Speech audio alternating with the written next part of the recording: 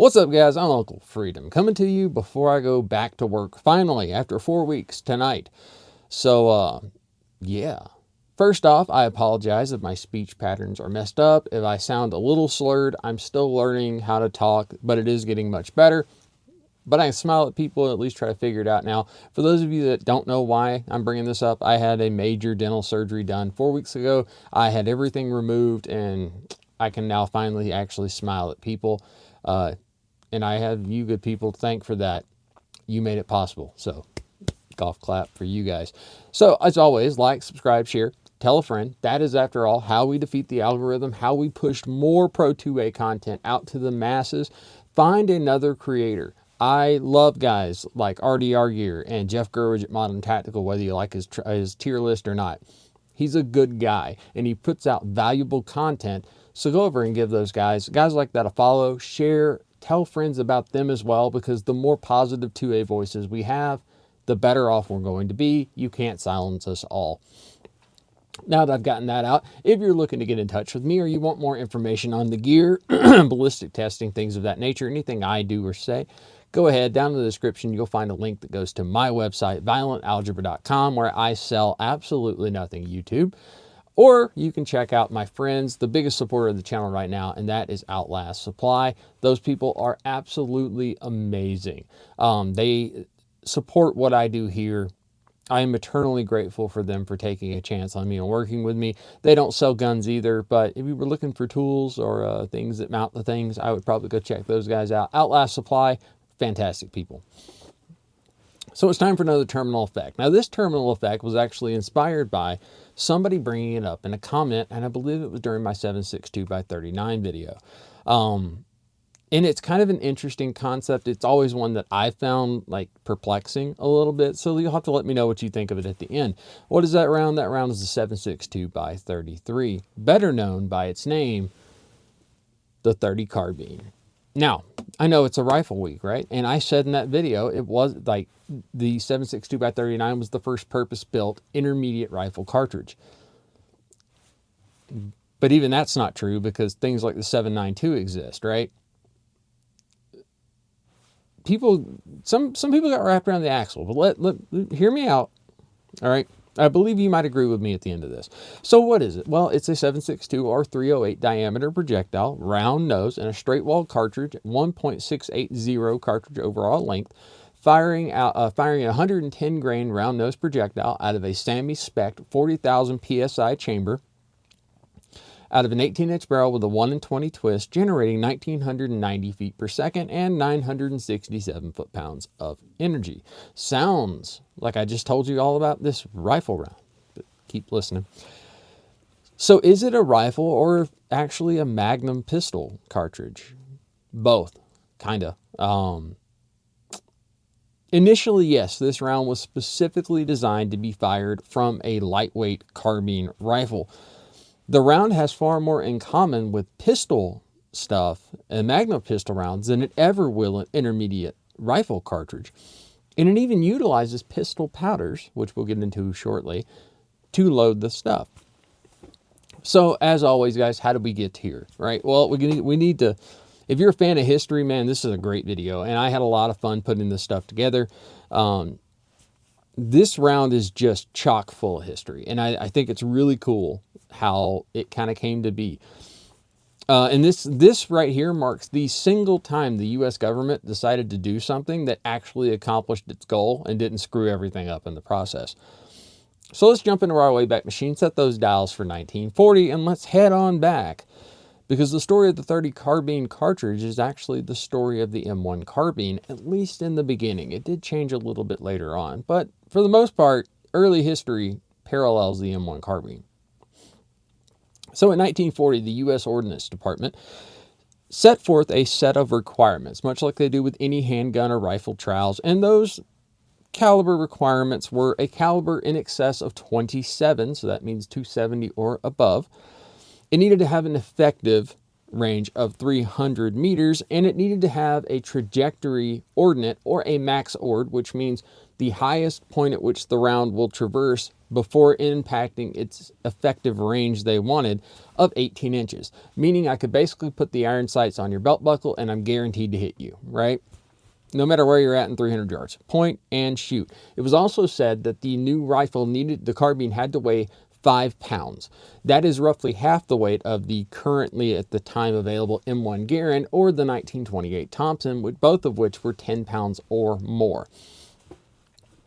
The requirements that we had here was actually the Army realizing that REF troops, for those of you that don't know what that means, REF stands for Rear Echelon Forces. So think supply clerks and stuff like that, not your frontline grunts or Cav Scouts or something like that. The requirements were the Army realizing that REF doesn't actually see much combat, and they see even less range time. And the standard issue at the time for rear echelon troops was the 1911 chambered in 45 ACP. Oh, sorry. And they discovered that they needed to do something if they actually wanted rear echelon troops to actually hit things when they pulled the trigger. Now, the rear echelon forces were issued firearms not as a frontline combat troop, but more for self-defense, right? If the lines fail, people get to them, they have a last-ditch option to defend themselves. And they were also not primarily established to go into combat, because even the infantry needs to eat at some point, and we'd like to get paid eventually while we're doing whatever we're doing. So, being the fact that you can't get anything accomplished through DFAS, and S1's been wanting to talk to you about those things you said the last time you tried to get your pay fixed, we had to equip them with some ability to defend themselves. Now, the M1 carbine, the initial part of it, I'm going to give you the Cliff Notes version. There's a lot more to the way this went down, but this covers all the high points. So back in 1940, an Army Ordnance officer actually approached Winchester because the guns that they were getting in for this new program were all overweight or inoperable. He approached them and told them, hey, do you realize if you size down your M2 carbine or your M2 rifle and you just scaled it down, it would work? Now, for those of you that are like the M2 was an actual 30-06 variant that looked a lot like the M1 carbine we say today, and I'm really mad that that thing doesn't exist where I can go buy it. So effectively, Winchester scaled down the rifle, or they necked down a rifle. The same way we neck down cartridges to make them more high performance, Winchester necked down an entire operating system, and poof, we get the M1 carbine as a result. Now, designed from the word go, this was an incredibly lightweight package. Winchester took an established round, because how have we decided that it's the best way to make a new cartridge, right? Take advantage of something that already exists to cut some work out of your stuff, right? They took the 32 Winchester self-loading round, which was released in 1906 with a model 1905 semi-automatic self-loading rifle. Pretty cool. And then they scaled everything back a little bit, right? They scaled back to the rimmed 32 case to a now rimless 30 caliber case, and fitted it with a much lighter projectile. The original 32 had 165 grain projectile. The new 30 carbine round would have 110 grain projectile. And what they found doing that, because again, if we double its weight, we double its energy. If we double its speed, we square that freaking energy figure. So they found a 41% increase in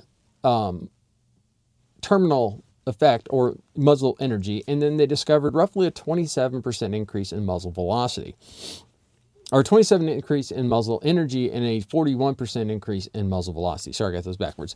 The initial numbers on this were 1,990 feet per second, 967 foot-pounds for energy. That sounds a lot like the number in the beginning. That's because we never really strayed from the standard we set, and you'll find out why here shortly.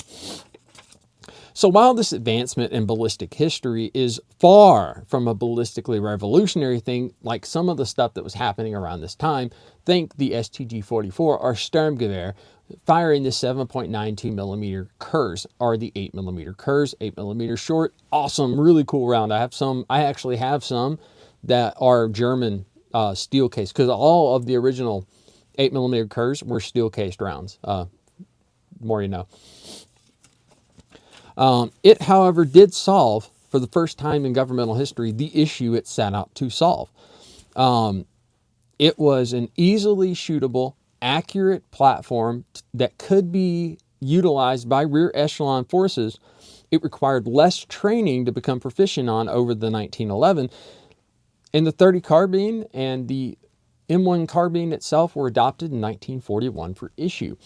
So that's right, the first intermediate rifle cartridge. But again, that .30 carbine has a lot more in common with pistol rounds than it ever did an intermediate cartridge round.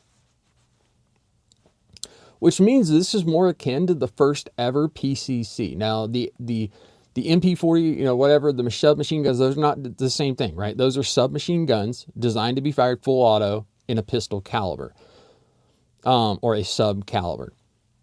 This was a round designed from the word go to be specifically fired from a lightweight handy rifle in a pistol caliber, basically. So what we actually did was created the first designated pistol caliber carbine. Now, what makes it cool is we have PCCs now, but all of our PCCs now are taking an established handgun round that has handguns for it, and we're cramming it into a platform that we're familiar with, whether that be the Crink or an AR-9 or something along those lines. Or we are taking a pistol round and making it fit a rifle, whereas this actually was designated a pistol caliber carbine that we realized would make a better pistol round, so we created the handguns later on in life. However, the .30 carbine itself, even though there was a full auto version, was never actually designated as an assault rifle. And the reason being behind that is because the Army itself said that it was never designed to fill that purpose. It was only designed as a last-ditch self-defense option for rear echelon forces serving in theater. Now, the original assault rifles of the STG-44, the AK-47, right? Those are assault rifles. Those are full auto intermediate cartridge stuff. The .30 carbine was never designed to be that way. Again, filling a very different purpose. However, big asterisk point here. But during World War II, the very handy, easily maneuverable character of this rifle system itself and the stuff saw it issued to paratroopers in a collapsing stock, folding stock variant. It was also a favorite of artillerymen, tankers, truck drivers. You got to think, this thing was issued in a time where we really didn't have a lot of things, but it was issued factory with a 15-round magazine. Self-loading 15-round magazine, low recoil, accurate enough to do what it was supposed to do. It was a formidable package, man, in the hands of everybody from your basic clerk at the supply office to your infantry guys on a squad. Pretty cool. Now, the .30 carbine, being loved for its lightweight and controllable fire, inside of 50 yards, it was not up for debate that it was effective. It was 100% effective inside of 50 yards. It was extremely hard to debate how effective this platform is in the close quarters battle that was taking place in urban centers in Europe at the time.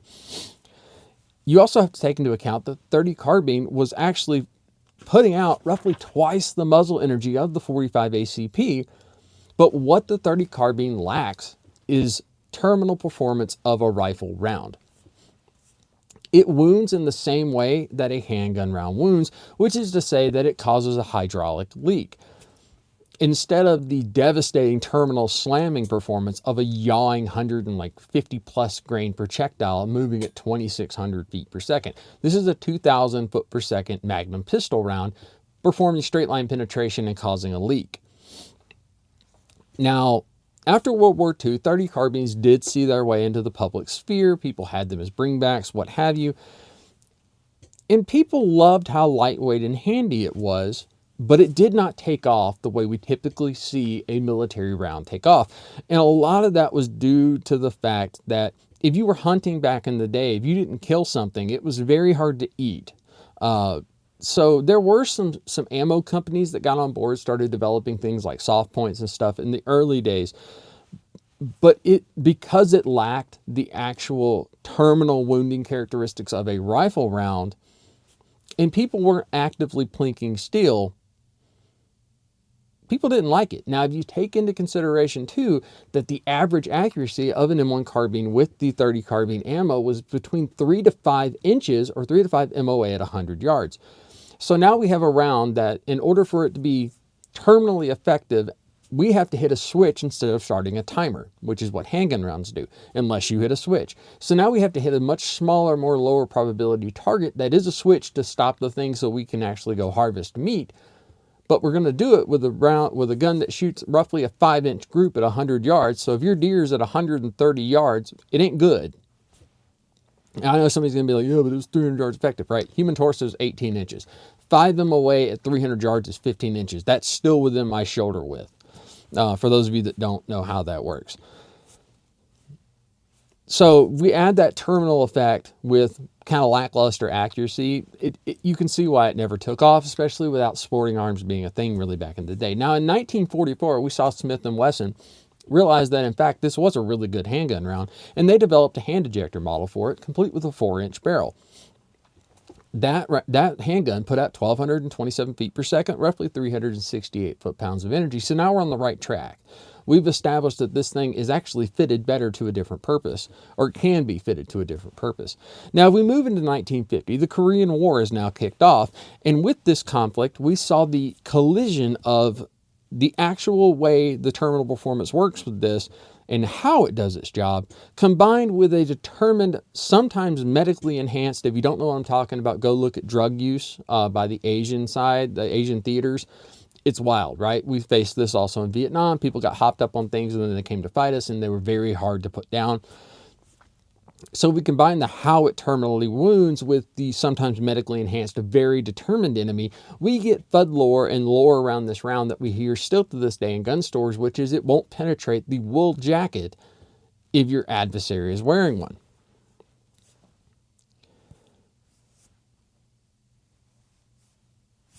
Here's the thing, I just covered this. It's a handgun if you don't hit a switch. You're starting a timer, so it takes some time to do its job. Add to that 3 to 5 minute accuracy on the good end and the longer, lower probability shots we saw faced during the Korean War, and it's a much higher likelihood that the target just wasn't being hit anyway.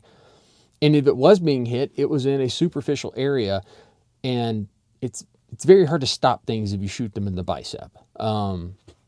So that's probably where this lore actually comes from when you really read it.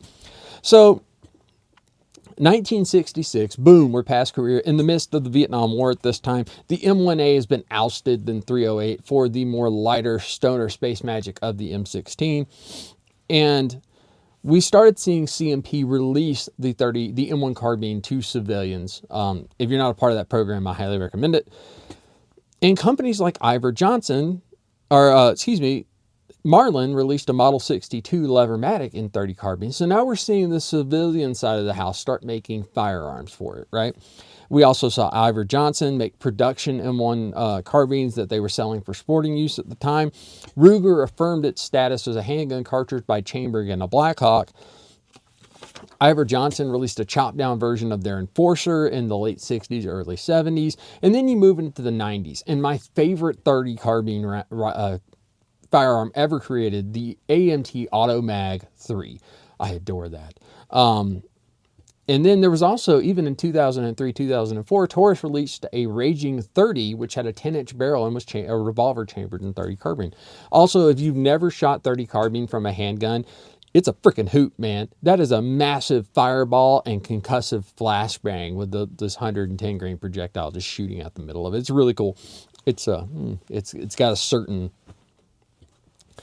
Now, if we look at modern times, the M1 carbine is actually still in use today, from guys that just shoot them to have fun to them being all over Africa for some reason, because that's what happens. But the ammo is extremely plentiful, right? For you to have something. The M1 carbine makes a great intro into collecting firearms and having stuff you can shoot. Now, as a hand loader itself, the 30 carbine round is just not exciting. The reason it's not exciting is because it's a straight wall case. The weight range is 85 to like 115, and it's using powders that if you load 300 Blackout, you're going to recognize immediately, like H110, Little Gun, Alliant 2500 or 2400, and Ramshot Enforcer. But almost all charge weights are listed towards the max end to make it work, because you have to do that to cycle a semi-automatic firearm, so not nearly as exciting as we want it to be. Modern rounds are available, though. We see things now like the 110 grain FTX projectile and Hornady's critical defense. There's also soft point Federal Power Shocks, soft points by S&P, Super X soft points by Winchester. There's somewhere around 600,000 plus M1 carbines that have been released by C&P, still happening to this day. There are people making clones, and we have more firearms available for it than we've ever had before. It is undeniably a classic, cool firearm and cartridge combination. But I still stand by my initial assessment that it's got a lot more in common with being the first ever designated PCC, which actually makes it cooler to me than it ever does being an intermediate rifle.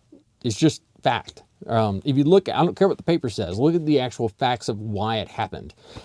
So, would I buy this today? Absolutely. I'd do it again in a heartbeat because it's a fun round to shoot. And one day I am going to get my Automag 3 and I'm going to go live out my slightly augmented, because the one that's in there is the 44 Magnum variant of the Automag. I'm going to go live out my slightly augmented LARP Mac Bolin fantasy. If you know, you know, because that's like one of the most fun book series ever created. If somebody knows, put it down in the comments. I'll let you know if you're right or not. It's a great series, right? The Executioner. If you know, you know, right? So in conclusion, the 30 carbine isn't a dead round. It's a really cool round. It's a very niche round. It is absolutely a designated pistol caliber carbine that we figured out would make a cool handgun round later. But it's really hard to deny just how awesome this was as a platform. We had guys running around with like 16-pound rifles, 10-pound fighting rifles, 10-pound submachine guns. And here's this little handy woodstock M1 carbine with a buttstock pouch that has 2 more 15-round mags. You got a 15-round mag on you. And then as we move forward, in 1945, this thing was issued with 30-round mags. A full auto version exists. And now we have folding stocks floating around. This is a cool cartridge rifle combination. And there's some really awesome handguns chamber for it, though most not in production to this day. But if you can find one, it's a great time. So guys, I am Uncle Freedom. Thanks for hanging out with me today. Hopefully you found this informative. Stay tuned, more cool stuff to come. Some really interesting videos in the works. Bunch of holsters in for this new comprehensive concealed carry guide. I can't wait till you guys see this. So guys, I am Uncle Freedom. Take care of yourself. Take care of each other. And until next time, I'll see you later.